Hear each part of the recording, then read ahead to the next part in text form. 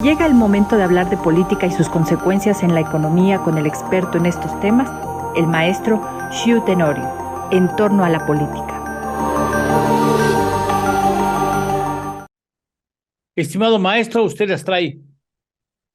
¿Qué tal, querido Eduardo? Muy buen día, qué gusto saludarlos. Específicamente veo que mucho cumpleaños, pero también hoy es un Sí, día muy caray. importante por ser el Día del Maestro.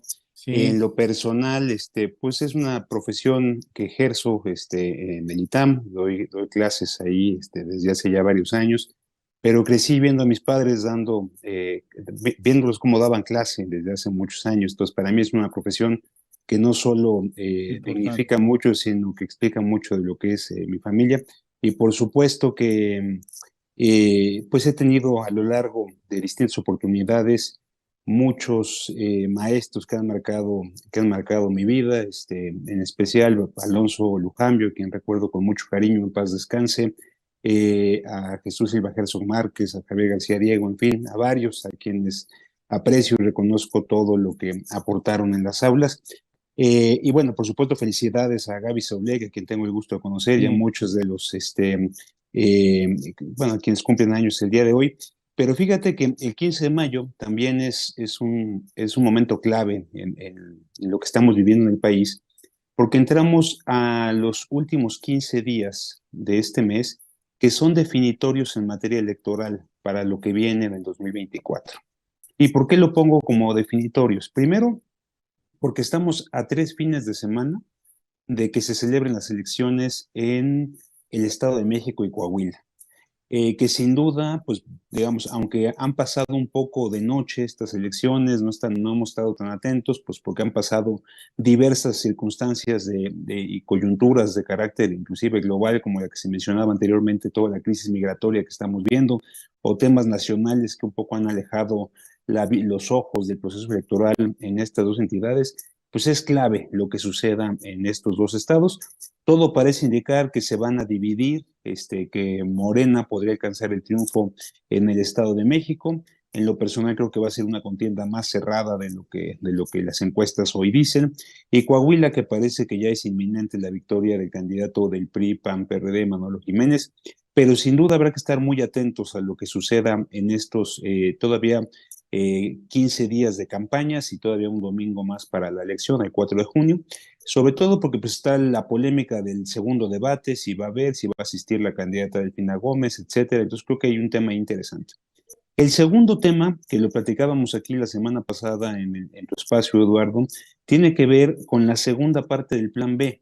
Recordaremos que con el exconsejero Marco Baños hablábamos de la importancia del fallo que tuvo la Corte para la primera parte, que es lo que tiene que ver con propaganda electoral, lo que toca, digamos, a las posibilidades que tienen los gobiernos y los precandidatos de hacer promoción o no, que eso ya quedó, digamos, completamente detenido.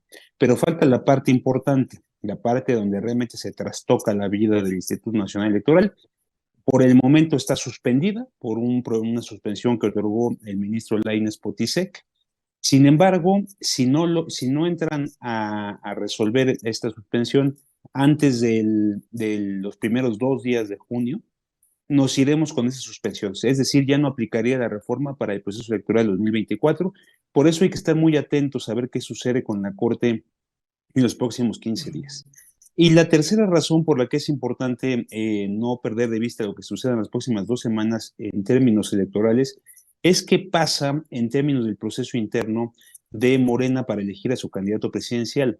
Lo que ha dicho su presidente nacional, Mario Delgado, es que una vez que pasen los procesos electorales de Coahuila y Estado de México, emitirán la convocatoria para ya iniciar con este proceso de elección de su candidata o candidato. Y por supuesto que todos están ahorita pues cerrando muy fuerte. Vimos a la jefa de gobierno este fin de semana en Sonora, donde ya se ve claramente que retomó su activismo. Vimos al canciller en Oaxaca, teniendo varios eventos en esta entidad federativa del país. Y vimos también a un muy activo secretario de Gobernación, que inclusive tuvo varios programas en medios de comunicación este fin de semana. lo cual nos deja ver que mientras no haya reglas claras en Morena, pues por supuesto que seguirá este intenso activismo, y lo más importante es que Marcelo Ebrard está llamando ya a todos a dejar los cargos. Y esto es importante porque justo como lo platicabas con tu invitada previa a tu servidor, Eduardo, pues estamos viviendo un momento migratorio muy importante de definiciones con el gobierno de los Estados Unidos, una crisis que rebasa esta relación bilateral, pero los dos principales funcionarios que tienen que ver con migración, digamos, por temas estrictamente de atribuciones, le corresponde a la Secretaría de Gobernación, y por temas de responsabilidad política, quien encargó el tema, el presidente fue el canciller. Entonces estamos viendo que el secretario de Gobernación y el canciller están hoy en giras, digamos, proselitistas, mientras estamos viviendo este grave problema en materia migratoria, lo cual pues hace un poquito cortocircuito frente a la gravedad de los retos que estamos enfrentando.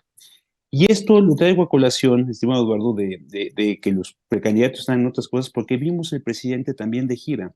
El presidente fue al norte del país, y no sé cuál sea tu percepción, pero vimos a un presidente este fin de semana visiblemente molesto, tanto en Nuevo León como en las otras entidades que visitó.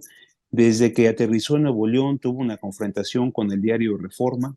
Después, al día siguiente, volvió a incrementarse la tensión con este diario, pero también con empresarios importantes de esta entidad federativa. Y bueno, y después, por supuesto, pues se refirió al tema migratorio, que era imposible no hacerlo. De manera que estamos viendo que es un problema que claramente está influyendo y está afectando al presidente de la República, mientras que los dos funcionarios que tienen mayor responsabilidad en estos temas, pues están atendiendo otras prioridades, Pues ¿no? Que sí. probablemente tengan que ver con un calendario personal, pero el presidente, independientemente de que él mismo está pensando en su futuro y está pensando en su legado y está pensando en la continuidad de su proyecto, al presidente le quedan todavía 16 meses de gobierno, a los que no puede renunciar, y por supuesto que hay que atender estos retos muy importantes, y me parece que aquí es donde no puede dejar su equipo al presidente solo, ¿no? O sea, tienen que estar sus principales hombres, sus principales mujeres, sus principales funcionarios acompañando al presidente, y más en un reto de esta magnitud como es el caso de los temas migratorios que hoy están siendo tan álgidos. Como bien decías, no es un caso solo de mexicanos, es un caso más bien de personas de toda la región, pero por supuesto que la crisis la estamos viviendo aquí en la frontera entre México y Estados Unidos. Finalmente, la semana pasada no pudimos comentar a fondo, estimado Eduardo, lo que sucedió en Chile. No lo pudimos comentar porque fue muy relevante lo que pasó con el fallo de la Suprema Corte de Justicia sobre anular la primera parte del Plan B, pero en Chile pasó un fenómeno muy interesante, porque después de la victoria del presidente Boric, este presidente muy joven de izquierda que gana hace pues, año y medio la presidencia, de una vocación de izquierda democrática, luego recordarás que pierde el referéndum para hacer una nueva constitución, y ahora que vienen elecciones legislativas, pues resulta que sufre una derrota dolorosísima, pero lo importante es que la sufre con la extrema derecha, es decir, regresa a lo que se conoce como la derecha pinochetista, y esto pues nos habla mucho de los abruptos cambios que está viviendo la región en materia político-electoral, y por supuesto que no dejaremos de revisar lo que pasa en otros países, porque de alguna manera pueden ser un reflejo de lo que pudiera pasar en nuestro país, estimado Eduardo. Qué barbaridad. No, yo creo que vamos a tener que vernos otra vez en el transcurso de la semana para que nos expliques, porque este asunto ya está comenzando a subir de tono el tema de los candidatos, de las corcholatas, de distinguidas corcholatas. Este asunto va a ir subiendo cada vez más de tono, cada día van a dedicarse más a lo que más les ofrece como atractivo, y van a dejar de lado sus responsabilidades, que lamentablemente son muchas, muy importantes, y no pueden permitirse el lujo. Pero bueno, ya este asunto lo hablaremos contigo, mi estimado Shu, eres muy amable, muchas gracias. Oye, entonces tuviste tú como maestro al negro, No, a su hijo, a a Jesús su Silva hijo. Herzog Márquez. Fue profesor de instituciones de Derecho Público uno y un extraordinaria materia que se llamó ¿Y qué tal es Constitucionalismo como maestro Mexicano. tú? ¿Y qué tal Muy es como bueno, maestro? muy bueno. La verdad es que Jesús Silva Herzog Márquez es una mente privilegiada, Está bien chavo, man. y hay que leerlo pues, todos los lunes en Sí, Reforma. sí.